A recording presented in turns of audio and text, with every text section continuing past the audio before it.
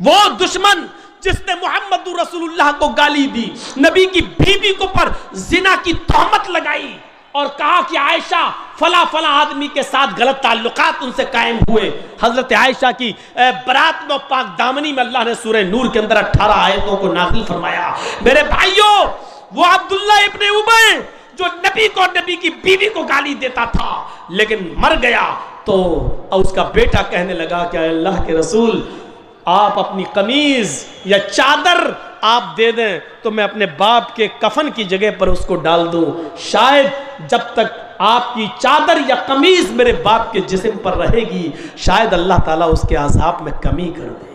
اللہ کے نبی نے فوراً قمیض اتار کے دے دی۔ حضرت عمر نے کہا اللہ کے رسول، اس ظالم کو قمیض دے رہے ہیں جو آپ کو گالی دیتا رہا زندگی بھر اور آپ کی بیوی کو اماں عائشہ پر تہمت لگاتا رہا، زنا کی گندی گندی تہمت لگاتا رہا، آپ اس کو چادر دے رہے ہیں، آپ اس کو قمیض دے رہے ہیں۔ اخلاق کا عالم یہ تھا کہ اللہ کے نبی فرماتے ہیں اے عمر، اگر میری قمیض پہن لینے سے یا چادر پہن لینے سے اگر اللہ اس کے عذاب میں کمی کر دے تو میرا کیا بگڑ جائے گا؟ اگر اللہ اس کے عذاب میں کمی کر دے تو میرا کیا بگڑ جائے گا؟ لوگوں نے کہا اے عبداللہ ابن ابی کے بیٹے، جو رسول اپنی چادر یا قمیض دے سکتا ہے تو وہ تیرے باپ کا جنازہ کیوں نہیں پڑھا سکتا؟ گزارش تو کر، ریکویسٹ تو کر۔ اللہ کے نبی کے پاس آیا بیٹا، کہا اللہ کے رسول اگر میرے باپ کا جنازہ پڑھا دیں آپ تو آپ کا کیا بگڑ جائے گا؟ آپ نے کہا کچھ نہیں، چلو میں تمہارے باپ کا جنازہ پڑھاتا ہوں۔ آپ اللہ کے نبی جیسے ہی کھڑے ہوئے، عمر فاروق نے پیچھے سے قمیض پکڑ کے کھینچا، نہیں میں اس کا جنازہ نہیں پڑھانے دوں گا۔ اے اللہ کے رسول، جو زندگی بھر آپ کو گالی دیتا رہا اور آپ کی بیوی پر زنا کی تہمت لگاتا رہا، آج وہ مر گیا اور آپ اس کا جنازہ پڑھا رہے ہیں، میں نہیں پڑھانے دوں گا۔ اللہ کے نبی نے کہا عمر، میرے دامن کو پیچھے سے چھوڑ دو، اگر میرے جنازے کی نماز پڑھانے سے اگر اللہ اس کو بخش دیتا ہے یا اس کا عذاب کم کر دیتا ہے تو میرا کیا بگڑ جائے گا؟ مر گیا ہے، اب زندگی بھر پریشان کیا اب مر گیا ہے، اگر اللہ اس کے عذاب میں کمی کر دے تو کہ میرا کچھ نہیں بگڑے گا۔ آپ نے ہاتھ پکڑ کے حضرت عمر کا ہٹایا اور کھڑے ہو گئے، اور جیسے ہی کھڑے ہو کر اللہ اکبر کہنا چاہا، جبرائیل امین آسمان سے نازل ہوئے اور فرمایا اے محمد، آپ اپنے دشمن کو معاف کر سکتے ہیں لیکن اللہ اپنے نبی اور اپنے حبیب کے دشمن کو معاف کرنے کے لیے تیار نہیں ہے۔ اگر 70 مرتبہ بھی آپ اس کا جنازہ پڑھیں گے تو اللہ اس کو بخشے گا نہیں اور اس کو معاف نہیں کرے گا، آپ ہٹ جائیے۔ اللہ کے رسول پھر صحابہ کی طرف پلٹتے ہیں اور عبداللہ ابن ابی کے بیٹے سے کہتے ہیں اے عبداللہ کے بیٹے، میں تو تیرے باپ کا جنازہ پڑھانے کے لیے تیار تھا، آ بھی گیا تھا، اس کے سامنے بھی کھڑا ہو گیا، لیکن جبرائیل امین نے آ کر مجھے روک دیا اور فرمایا 70 مرتبہ بھی اس کا جنازہ پڑھو گے، اس کے لیے دعا کرو گے، تب بھی اللہ اس کو معاف نہیں کرے گا، اس لیے میں ہٹ گیا۔ اگر مجھے معلوم ہو کہ 75 بار دعا کرنے سے اللہ بخش دے گا تو آج 75 بار بھی میں اس کا جنازہ پڑھا دیتا، لیکن اللہ بخشے گا، کوئی فائدہ نہیں، اللہ نے مجھے منع کر دیا اس کا جنازہ پڑھانے سے، میں ہٹ رہا ہوں۔ میرے بھائیوں، یہ نبی کا اخلاق تھا، یہ نبی کا کردار تھا، وہ تو اللہ نے منع کر دیا، ورنہ اللہ کے رسول تو جا چکے تھے اس کا جنازہ پڑھانے کے لیے۔ وَيَشْهَدُ الْجَنَازَةَ وَيَرْكَبُ الْحِمَارَ۔ اخلاق کا عالم یہ تھا۔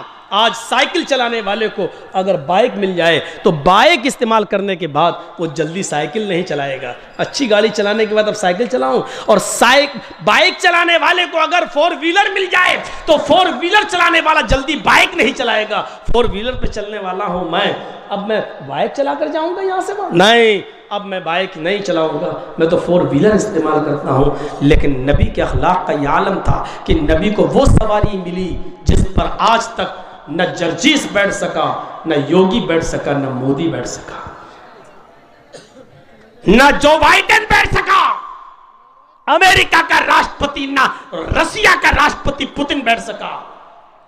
زیادہ سے زیادہ جس جہاز پر بیٹھے، جس فلائٹ پر اڑے، اس کی رفتار 1000-2000 کلومیٹر 1 گھنٹے میں، اس سے زیادہ کی سپیڈ نہیں، لیکن محمد رسول اللہ تو اس سواری پر بیٹھے جس کو براق کہا جاتا ہے، جہاں تک نظر جاتی ہے وہاں تک اس کا پہلا قدم ہوتا ہے، اور اس براق پر بیٹھ کر اللہ کے رسول نے 7 آسمان کا سفر کیا ہے، سدرۃ المنتہا تک پہنچے، اور پردے کی اوٹ سے، پردے کی آڑ سے اللہ کے رسول اللہ سے ملاقات بھی کر کے آئے۔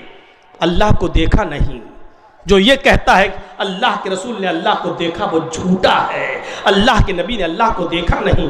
پردے کی اوٹ سے گفتگو ہوئی اور وہیں پر 50 وقت کی نماز فرض ہوئی اور پھر وہیں سے واپس بھی آئے. ایک ہی رات میں بیت المقدس بھی گئے, نماز پڑھائی سارے نبیوں کو. وہیں سے آپ نے جنت اور جہنم کا دورہ بھی کیا, جنت کی سیر کی اور جہنم بھی دکھائی دی, اللہ سے ملاقات بھی کی اور 50 وقت کی نماز کا تحفہ لے کے آئے جو کم ہوتے ہوتے 5 وقت کی رہ گئی اور پھر اسی رات میں واپس بھی آ گئے. ایسی سواری پر بیٹھے ہیں, لیکن اتنی عظیم سواری پر بیٹھنے کے بعد بھی آپ کی کہ اخلاق کا عالم یہ تھا کہ وَيَرْكَبُ الْحِمَارِ, گدھے پر بھی بیٹھ جایا کرتے تھے اور گدھے پر بیٹھ کر ادھر سے ادھر بھی چلے جاتے تھے.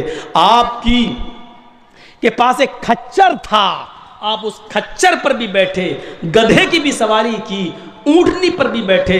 اور ایک اونٹنی تو وہ تھی جس کا نام قصوہ تھا, جس کو حجۃ الوداع کے موقع پر لایا گیا, اور قصوہ اونٹنی پر کجاوا کسنے کے بعد آپ نے اس کے اوپر بیٹھ کر حجۃ الوداع کا خطبہ دیا تھا لوگوں کے درمیان کہ لوگوں, اور وہ خطبہ پورا ایک اصول تھا, ایک ضابطہ تھا, ایک دستور تھا پوری زندگی گزارنے کا.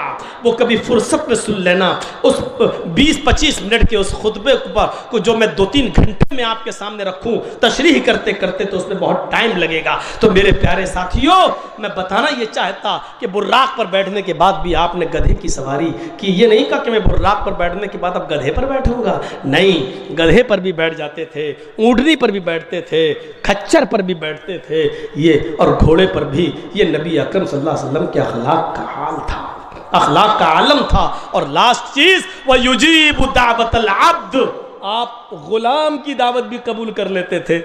اپنے ساتھ غلام کو بٹھا کر غلام کے پلیٹ میں, غلام کے دسترخوان پر غلام کے ساتھ بھی کھانا کھا لیتے تھے. اور اس میں آپ اپنی ہچک محسوس نہیں کرتے تھے, اس کے ساتھ کھائیں گے.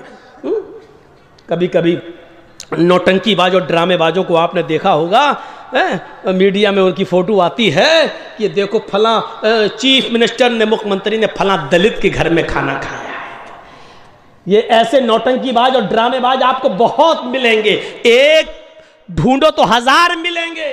لیکن جب کیمرہ فوٹو لیتا ہے تو آپ دیکھیے گا کہ دلت کو الگ کھلایا جاتا ہے اور اس کو الگ, دونوں کے درمیان 2 میٹر کی دوری رہتی ہے, 2 میٹر کی. اگر کسی دلت, کسی چیف منسٹر نے اپنی ماں کا شدھ دودھ پیا ہے تو ایک ہی تھالی میں دلت کے ساتھ کھا کر دکھاؤ تو ہم جانیں یہ کام نہ مودی جی کر پائیں گے نہ یوگی جی کر پائیں گے. یہ میرا چیلنج ہے, یہ دعویٰ ہے. ایک تھالی میں نہیں کھا سکتے ہیں اور محمد رسول اللہ اپنے غلام کے ساتھ ایک ہی تھالی میں کھا رہے ہیں, اس کو احساس نہیں ہونے دے رہے ہیں. انسان ہونے کی حیثیت سے ہم میں تم میں کوئی فرق نہیں ہے.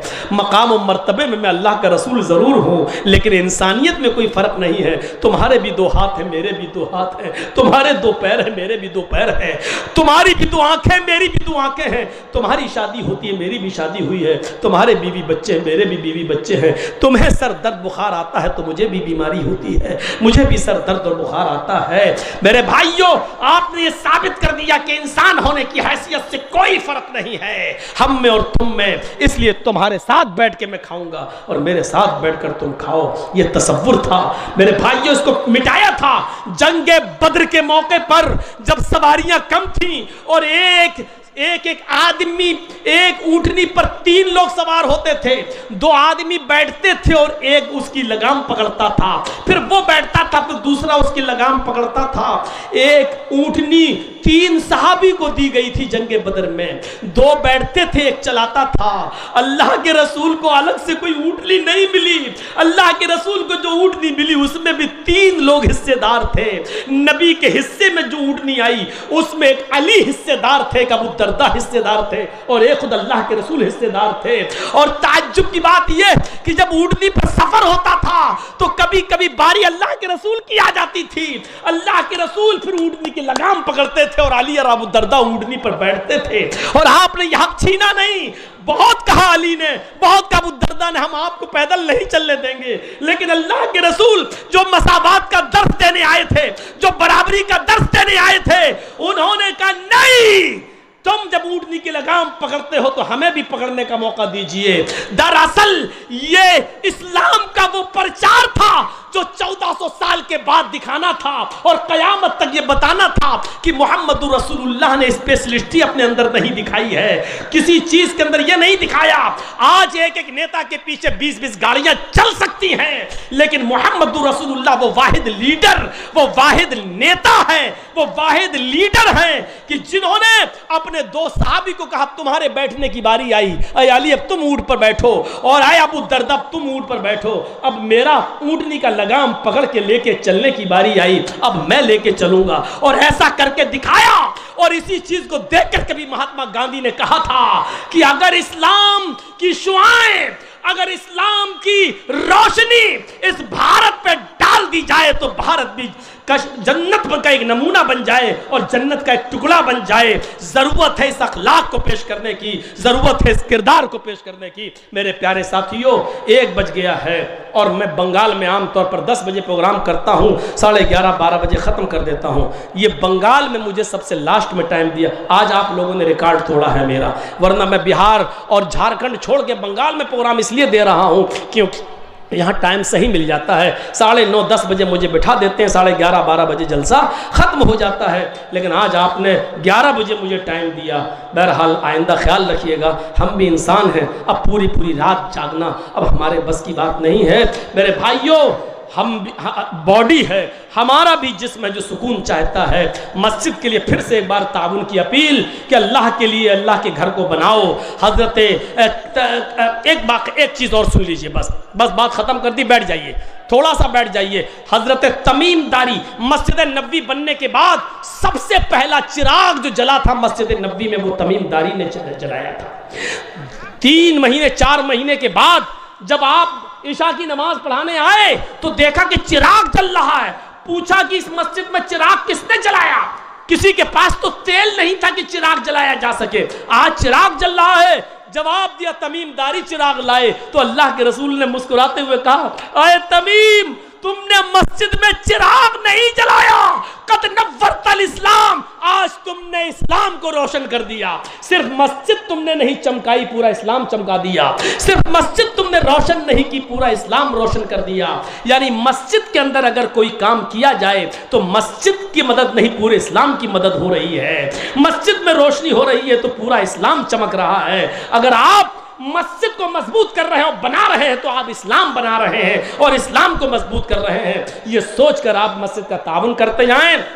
ہم تو اسٹیج سے اتر کے نکل جائیں گے، لیکن آپ لوگ مزید دے دیں، جو دے چکے ہیں وہ بھی دے دیں، یہ سوچ کر دیں کہ ہم اسلام کی مدد کر رہے ہیں اور جنت میں اللہ ہمارے لیے گھر بنائے گا۔ اللہ سے دعا کرتا ہوں کہ بار الہ ہماری خطاؤں کو معاف فرما دے، ہمارے گناہوں کو بخش دے، ہم جمیع مسلمانوں پر رحم فرما، ہم تمام مسلمانوں کو اتفاق و اتحاد کے پلیٹ فارم پر قائم فرما دے، جب تک ہمیں زندہ رکھ، اسلام پہ زندہ رکھنا، اور جب ہمارا خاتمہ ہو تو ایمان پر ہمارا خاتمہ فرمانا۔ وما علینا الا البلاغ المبین، وآخر دعوانا الحمد للہ رب العالمین۔ السلام علیکم ورحمۃ